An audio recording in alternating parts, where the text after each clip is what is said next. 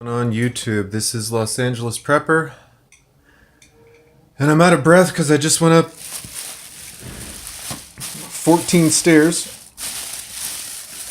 So what do we have here?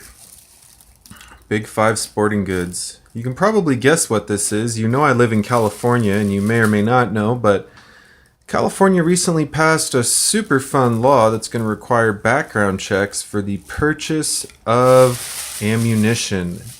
No, I am not kidding you. Yes, it is going to be a fucking nightmare. Pardon my French. This is an R-rated video, but god damn it. The new ammo laws suck so bad.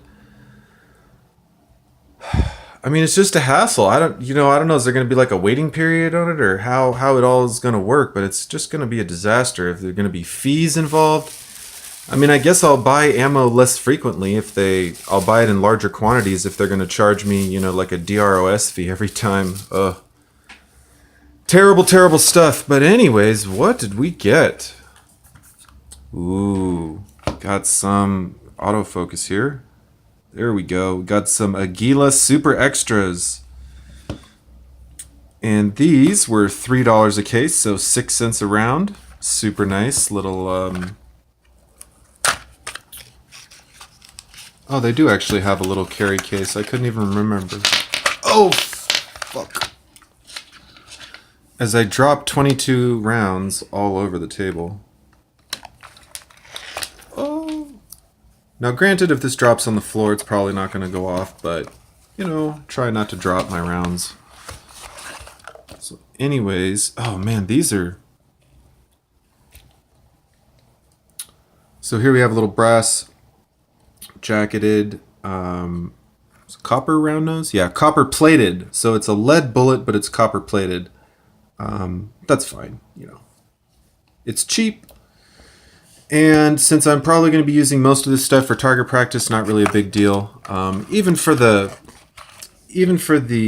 hunting that I plan on doing with the 22, is a hollow point guaranteed to do more damage versus a round nose? Yeah, maybe. But I'm kind of more of a believer in, trying to take good shots and being an accurate shot. Squirrel gets a round nose to the skull or to the heart. Or a rabbit, or a coyote, they're probably going to go down pretty quick. If you think it's inhumane to hunt with round nose, I would be curious to hear your thoughts. Curious to hear your thoughts on that. So, we got 4 boxes of this, and I should have bought more, but got some Christmas shopping and other stuff to do, so can't be... I mean, I already spent $40 on ammo on this trip, which isn't a lot, but, it's a lot when you're not working full-time. So anyways. And what else did we get? We got some new 9mm ammo that I've never bought before. This is some Independence aluminum 9mm. Hope it's 9mm. 9mm Luger, 115 grain, full metal jacket. Let's take a look at this stuff. Oh, come on, I don't want to rip it.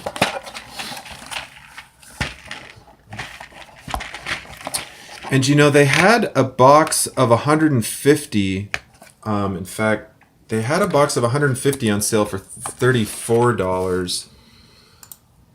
Or was it 175? No, I think it was 150. So it was 34 divided by 150. So it was 22 cents a round, and this stuff was like $24.99. 2 divided by 100 anyway, so like 24. So just a little bit more, but the thing is the steel jacket cases that the other ammo had, you can't use them at the range because they don't want things that are magnetic. They don't want casings or round bullets or any part of the round to be magnetic at the range. So anyways, we got some aluminum casing. They look like they're copper. I don't know if it's copper plated or...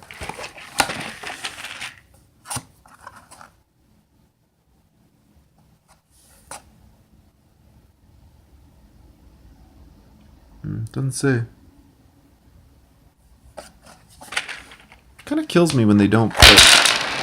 Oh, Jesus Christ. Don't put proper labeling on their stuff. So I'm dropping bullets all over the damn place here. trying to read this thing. Yeah, it kills me. They're just not... I'm usually more careful with my ammo, guys. I try not to let it roll all over my table.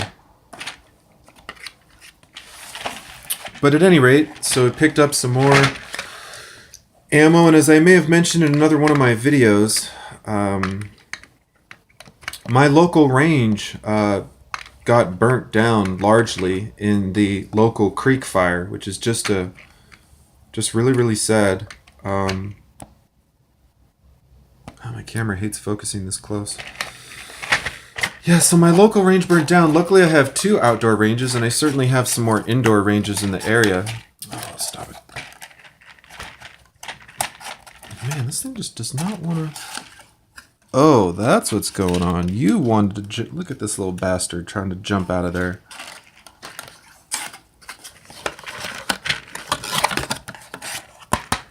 It was going to bug me that flap wasn't closing right. But yeah, so I'm going to have to use the other outdoor range. Unfortunately, they don't have quite as good pricing. I think it's $15 a session normally, and then maybe they have some other discounts going on. Let me go ahead and pull it up. Gun range, what is it? It's like near Arcadia or something.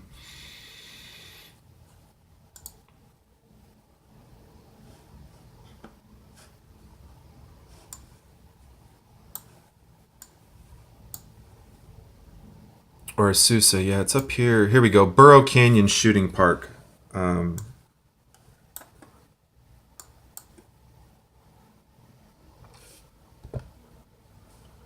So that's Burrow Canyon Shooting Park up here, and go to the statewide fire map real quick. I'll show you what happened to Angela's shooting range, which is just heartbreaking. You know, it was such a cool range. They were always really good to me. You know, they were just good to everyone. It's just nice to find a cool, you know, all-American business that treats treats their employees right. I don't know how they treat their employees, but the employees seem to be in good spirits. I'll go back to the Thomas fire in a moment, but so Angela's range was up in here. I want to say up Little Tahunga Road. Yeah, right here. Right here in the middle of all this. Creek fire. Oh, I got to check the other incident for the information on it, but it looks like they have it mostly contained. It's been about this size for a while. Looks like the Rye fire containment is good, as well as the Skirball fire in Bel Air. How are we doing with it's either the Liberty or the Lily fire? Lilac. The Lilac fire. That's grown a little bit. And then what was the other one up here? Liberty fire. 100% contained. Okay. So back to the Thomas fire, you know, this is all new stuff. It started creeping out over here and kind of out on this way, and now it's completely surrounded Ojai. I really hope there's no people still in the middle of this, because that would be... I mean, a lot of this is burned out already, so it's not... This is the fire perimeter, but it doesn't necessarily mean like every square foot, every square mile in here is a raging inferno. Definitely on the edges, it's going to be a lot more intense, but, you know, a lot of this stuff has been burned through, so it's just sort of sporadic.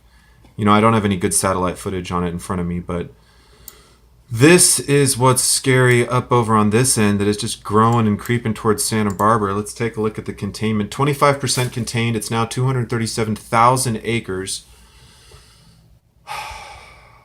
You know, and I haven't been making a ton of videos on it. Honestly, I feel just a little bit sheepish, but then I see like 1,000 people watching my videos, and I'm thinking, you know, maybe it's kind of turned into more of a community service, which is sort of, you know, what I intended originally for it to be.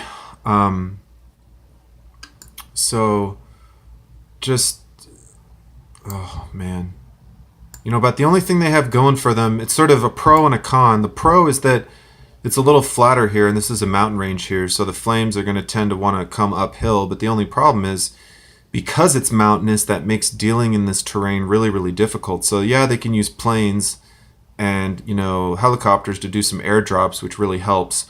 But as far as bulldozers and coming in here and trying to, reinforce some of these fire lines, it's really, really difficult because you only have so much limited access, So, for example, here's a forest road, so they're going to be working on this fire line, and then when the fire gets to here, they have this forest road, and then they kind of have to wait over here. You don't have just roads and roads, unlimited amounts of roads, so their ability to fight this, like right here, for example, you have one road coming in here, one road coming in here, so sort of all this area right here, that's all stuff that unless you're humping out on foot or you're dropping off in a helicopter, you're a hotshot or something, literally. I think the firefighters that do that call themselves that, but at any rate, they're just having a hell of a time, I mean, they're doing work on this fire, but even like this line, they've been trying to break in this line for a couple days now, and they haven't really been able to make progress on that. But 25% contained or 75% uncontained. 3/4 of this fire is not contained. It's growing just as much as it feels like. Scary, scary stuff. Keep prepping, California. Stay safe. I have a friend that my friend lives kind of in this region, so he was within a couple miles from the fire burning down his apartment, and his wife's family also, I know, live. In fact, I've been meaning to ask him about his wife's family's house to see if their house is still in one piece, because I know they live around here too. I can't remember exactly where they live, but I know they do live somewhere in this area. Of course, I told him he could come stay with me if he needed to, since I'm, pretty close, but crazy stuff, California. Stay safe, keep prepping, like, comment, subscribe, and I'll see you next time.